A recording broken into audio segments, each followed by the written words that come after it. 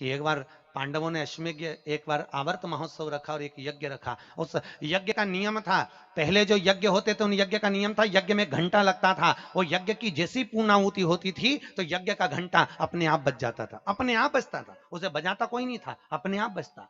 आज यज्ञ का घंटा नहीं बजा। तो युधिष्ठिर ने पंडितों से पूछा, ब्राह्मणों आपने यज्ञ करवाया पर ये यज्ञ का घंटा नहीं बजा।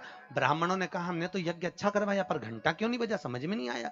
तब इतने में ब्राह्मणों में से एक ब्राह्मण यज्ञाचार्य ने कहा, मुझे लगता है यज्ञ दो तरह का होता है, एक यज्ञ जो अग्नि में सांकल्य दी जाती है तो अग्नि देवता प्रसन्न होते हैं, और दूसरा यज्ञ वो कि भंडारा किया जाए और लोगों के मुंह में भोजन दिया जाए, वो यज्ञ भी प्रबल होता है। महाराज हमको लगता है यहां दोनों यज्ञ हुए, एक यज्ञ आहुतियों का, एक यज्ञ भंडारे का।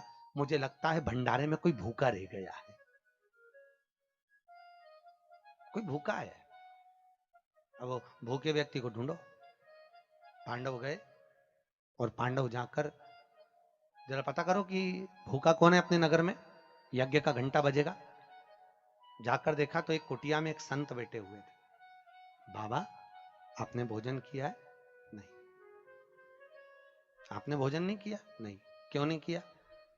मैं काय को भोजन करूं, भंडारा हो रहा, चलो भोजन करो। नहीं नहीं मैं नहीं करता। भंडारे में भोजन नहीं करोगे? नहीं। क्यों नहीं करोगे? मैं उसके घर में भोजन करता हूं जो मेरे को 108 अश्वमेध यज्ञ का पुण्य देता है। पांडव मेरे को 108 अश्वमेध यज्ञ का पुण्य दे दे, मैं उनके यहां भोजन कर लूंगा। अब पांडवों ने सोचा अपनी जिंदगी में पहला तो अश्वमेध यज्ञ कर रहा है, और 108 अश्वमेध यज्ञ तो हमने कभी जिंदगी में नहीं करे, तो हम इसको पुण्य कहां से दे बाबा को। पांडव चले गए। द्रौपदी ने पूछा कोई मिला? हाँ एक संत मिला है, पर 108 अश्वमेध यज्ञ का पुण्य मांग रहा है। द्रौपदी ने कहा चलो मैं लेके आती हूं उस बाबा को। द्रौपदी गई, रथ लाया गया। द्रौपदी ने कहा रथ में बैठकर नहीं जाऊंगी, पैदल जाऊंगी। चप्पल लाई, द्रौपदी ने कहा नग्न पैर से जाऊंगी। नंगे पैर द्रौपदी उस संत के दरवाजे पर पहुंच गई।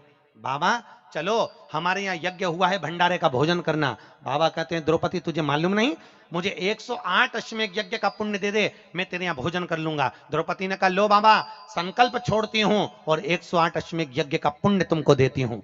संत ने कहा द्रौपदी तेरे पति ने तो कभी पूरे यज्ञ नहीं करे, तूने कब कर लिए? द्रौपदी बोली बाबा मैंने सुना है मेरे कृष्ण के मुख से, जब कोई व्यक्ति अपने घर से निकलकर किसी संत के दरवाजे पर, किसी कथा के पंडाल में, किसी मंदिर पर, किसी तीर्थ में पैदल पैदल जाता है, जितने कदम चलकर जाता है उतने अश्वमेध यज्ञ वो अपने जीवन के कर लेता है महाराज, उतने अश्वमेध यज्ञ वो अपने जीवन के करता है। और द्रौपदी ने कहा बाबा मैं तुम्हारे दरवाजे पर चलकर आई हूं, 18,000 कदम मैं चलकर तेरे दरवाजे पर पहुंची हूं, उसमें से 108 अश्वमेध यज्ञ तुमको देती हूं। संत उठकर खड़ा हो गया, द्रौपदी के यहां गया, भोजन करा तो यज्ञ का घंटा बज गया महाराज, यज्ञ का घंटा बजा।